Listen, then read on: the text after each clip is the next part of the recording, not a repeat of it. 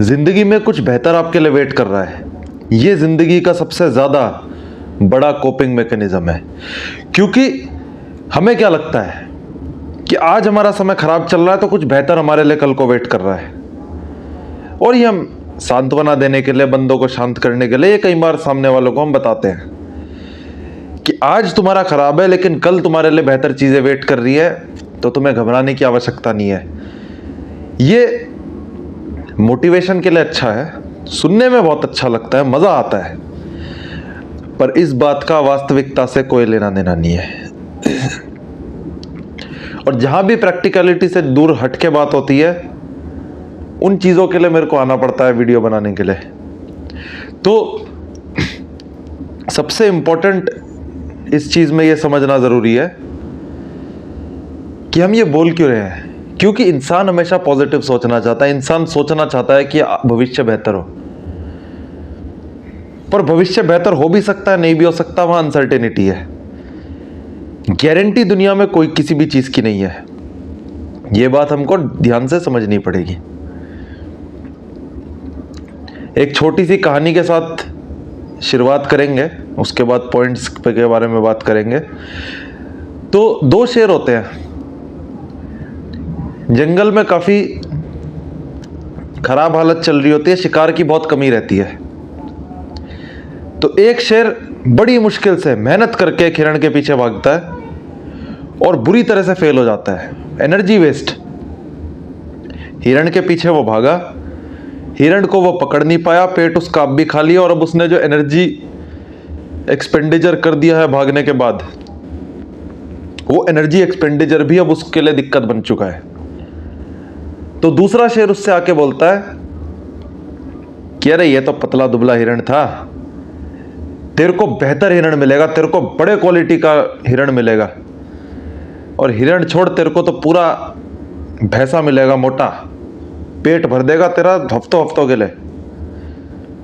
तू डर क्यों रहा है, चिंता क्यों कर रहा है? लेकिन होता भविष्य में यही है कि हालत जंगल की बहुत खराब हो जाती है और शेर को कई दिनों तक कुछ खाने को नहीं मिलता। तो जीवन में भी इसी तरह से रहता है। और एग्जाम्पल्स के तहत बात करेंगे। सबसे पहला एग्जाम्पल है इनकम सोर्स का चला जाना, चाहे जॉब का चला जाना, चाहे बिजनेस में बड़ा लॉस हो जाना, चाहे कोई बड़ा यूट्यूबर है तो उसका चैनल शैडो बैन या फुल बैन हो जाना। शैडो बैन में भी काफी समस्याएं आती है, फुल बैन में तो खत्म ही है मामला। तो इन चीजों में क्या है कि जॉब गई तो कोई बोल सकता है कि बढ़िया तो है, जॉब गई, उसमें वैसे भी परेशानी आती, पैसा भी कम था, सब दिक्कतें थी, पर भविष्य तेरे लिए एक सुनहरा चैप्टर लिख रहा है। पर वास्तविकता में होता क्या है? क्या जरूरी है कि अगली जॉब बेहतर मिलेगी ले ऑफ के बाद? कोई गारंटी नहीं है। कम पैसे की जॉब मिलती है कई बार, और लेनी पड़ती है, मजबूरी है। अगर पैसा है कम तो कम पैसे की भी जॉब उठानी पड़ती है कई बार। एक बार इनकम सोर्स का लॉस होता है तो उसको रीबिल्ड करने में समय लगता ही लगता है, ज्यादातर लोगों के लिए। एक्सेप्शनल लोगों की मैं बात नहीं कर रहा, और एक्सेप्शनल लोग फिर छोटी जॉब करेंगे भी क्यों, ये भी एक इंपॉर्टेंट डिस्टिंक्शन फिर आ जाता है। तो अब यहां पे क्या, इनकम सोर्स लॉस हुआ, हो सकता है कि चांसेस यही है कि कई महीनों तक दिक्कतें आए, हो सकता है तुरंत से बढ़िया जॉब ना मिले, हो सकता है अगली जॉब इससे कम पैसे की भी मिले। तो पहले से बुरा हुआ कि नहीं हुआ, और कई बार ऐसा होता है। और करियर गैप को किस तरह से देखा जाता है, स्पेशली इंडिया जैसी कंट्रीज में, ये मुझे आपको समझाने की भी जरूरत नहीं है। करियर गैप को देखा जाता है, पता नहीं क्या क्राइम कर दिया किसी ने, ओ सो बिग क्राइम, बड़ा क्राइम है भाई, करियर में गैप ले लिया तो वहां पे परसेप्शन ही आपका इतना खराब हो जाएगा कि आपका जीवन खराब होने के फुल चांसेस रहेंगे। तो वहां पे कोई आके झूठ बोलने लगे कि नहीं, something better is waiting for you, कुछ तो बढ़िया होगा, और उसके पीछे कोई तथ्य नहीं है, कोई बेसिस नहीं है। या तो बात ऐसी हो कि कोई बहुत तगड़ा प्रूफ है कि आगे बेहतर चीज़ें हो ही जाएंगी, ऑलमोस्ट 90% चांस प्रोबेबिलिटी की हो ही जाएंगी, तब तो बोलना समझ आता है। लेकिन सांत्वना देने के लिए, सामने वाले को अपीज करने के लिए, खुश करने के लिए ये झूठ बोलना एक्चुअली में उल्टा डेट्रीमेंटल हो सकता है, क्योंकि वो सोचेगा कुछ बेहतर हो ही जाएगा, ऐसी क्या दिक्कत है, और उस समय वो स्ट्रेटेजी नहीं बनाएगा। हो सकता है उसने नेगेटिव प्रिपेयर्डनेस ना करी हो। नेगेटिव प्रिपेयर्डनेस मतलब कि 6 महीने का एटलीस्ट इमरजेंसी फंड होना चाहिए। इंपॉर्टेंट पैसा आपका कहीं पार्क होना चाहिए जो कि तुरंत निकाला जा सके, जो कि ऐसी ही खराब सिचुएशंस के लिए है। नेगेटिव प्रिपेयर्डनेस, नेगेटिव सोचना बहुत ज्यादा जरूरी है। पॉजिटिव थिंकिंग के चक्कर में बड़ी समस्याएं मार्केट में आ चुकी हैं और आती रहेंगी, ये हमें समझना पड़ेगा। अब लेते हैं दूसरा एग्जाम्पल, रिलेशनशिप का एग्जाम्पल। किसी की गर्लफ्रेंड बनी, बहुत बढ़िया गर्लफ्रेंड बनी, बहुत मजा आ रहा है रिलेशनशिप में। अब कुछ 3-4 खराबियां हुई, कुछ लड़ाई झगड़े हुए और ब्रेकअप हो जाता है। और लड़कियां तो जल्दी मूव ऑन कर जाती हैं, उनकी बायोलॉजी इस तरह से है कि उनके लिए मूव ऑन करना ज़्यादा आसान होता है।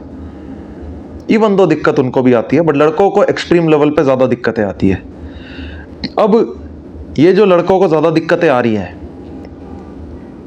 और लड़कियों को नया रिलेशनशिप दोबारा मिल भी जाता है, ये भी एक सच्चाई है। उनके लिए जीवन थोड़ा सा आसान है इस मामले में, इस एस्पेक्ट ऑफ लाइफ में ऑफ कोर्स।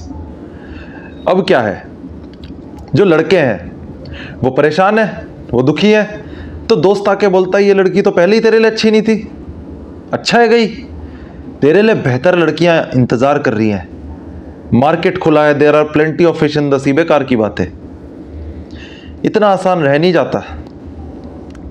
हो सकता है उसके जैसी कभी ना मिले, उससे थोड़ी खराब ही मिले, हो सकता है उसकी रिकवरी हो ही ना पाए, वो एक इररिप्लेसेबल लॉस बन के रह जाए, ये बिल्कुल पॉसिबिलिटी है।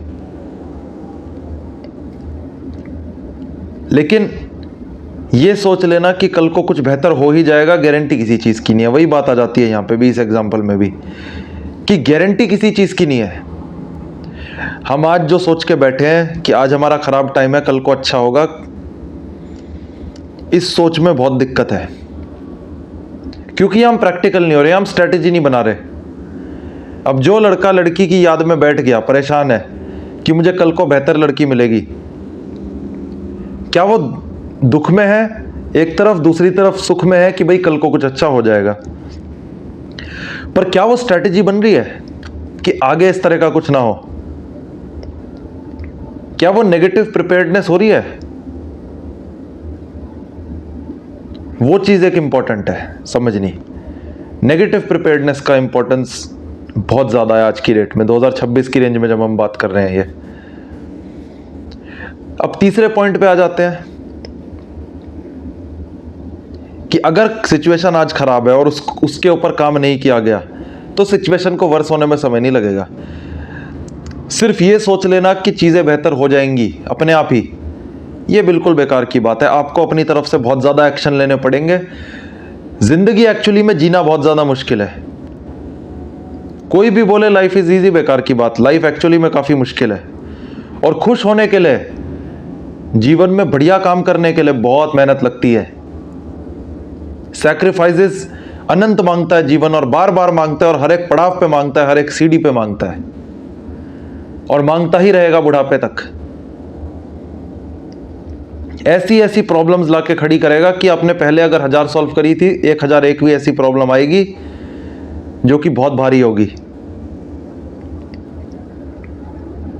तो पॉजिटिव थिंकिंग अकेले आपकी हेल्प नहीं कर सकती, इवन दो पॉजिटिव थिंकिंग आपको कुछ हद तक थोड़ा सा सपोर्ट कर सकती है एक्शन लेने में।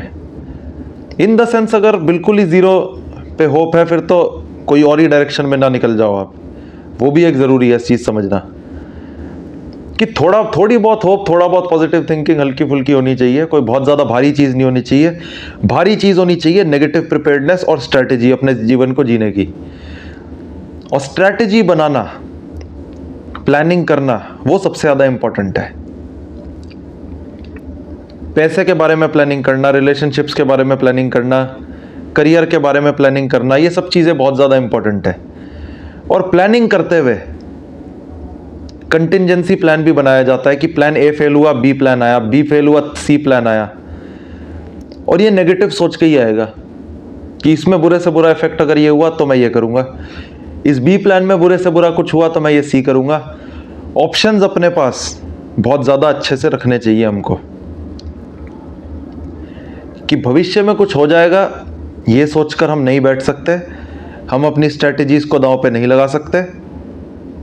बहुत ही स्मार्टली, बहुत ही प्रैक्टिकलिटी के साथ हमको आगे बढ़ना चाहिए। इमोशंस में बहकर बहुत सारी समस्याएं सामने आएंगी, over and above the other समस्या जो भी चल रही है कि आज खराब टाइम है तभी तो कोई आके सांत्वना दे रहा है कि आने वाले समय में कुछ बेहतर होगा। ये समझने की आवश्यकता है। वीडियो अच्छी लगे तो वीडियो को करें लाइक, चैनल को करें सब्सक्राइब। धन्यवाद।